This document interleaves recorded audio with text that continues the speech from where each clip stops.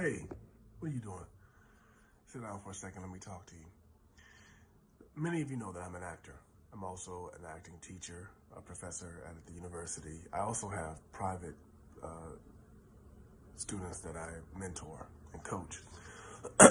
My newest student, I was working with him and I said, hey, I want to call your mother. And I called the mother and I said, hey, your son has got something special.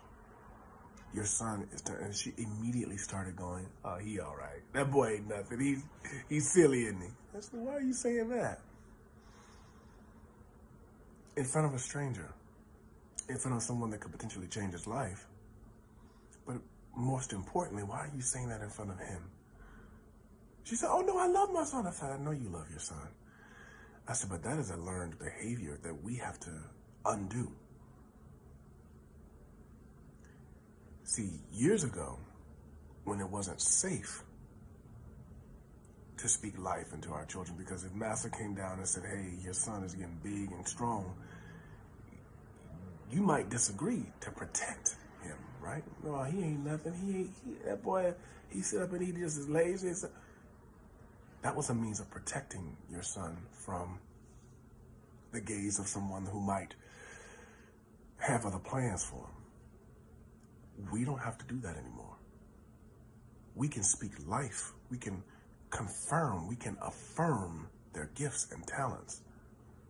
Specifically in a field where 60% of it is self-confidence and self-esteem. You have to speak life into your kids. We have to undo the downplaying of our greatness. I've always believed that this whole being humble and quiet is overrated. You can have humility with confidence, right? But you lead with confidence. I remember one of my first big gigs outside of the university, outside of graduating from Brown. I was doing a Shakespeare at one of the most amazing theaters in America.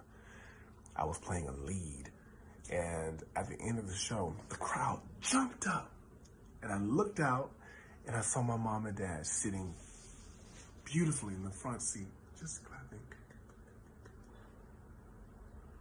I looked at them, get up, you get up. And after the show, I said, Mom, Dad, why were y'all just sitting there? Everyone around you was giving me a standing ovation. And they said, oh, well, we thought that was being kind of braggadocious. We know who you are. We know we're proud of you. We don't want to brag. No, Mama, you hoot the hardest. You yell the loudest. I need it from you more than anyone else in here. And so I had to train my parents. We had to undo that learned behavior, and I want to encourage you to do that today. Let's stop downplaying our greatness. Speak life, confirm, affirm the greatness of ours.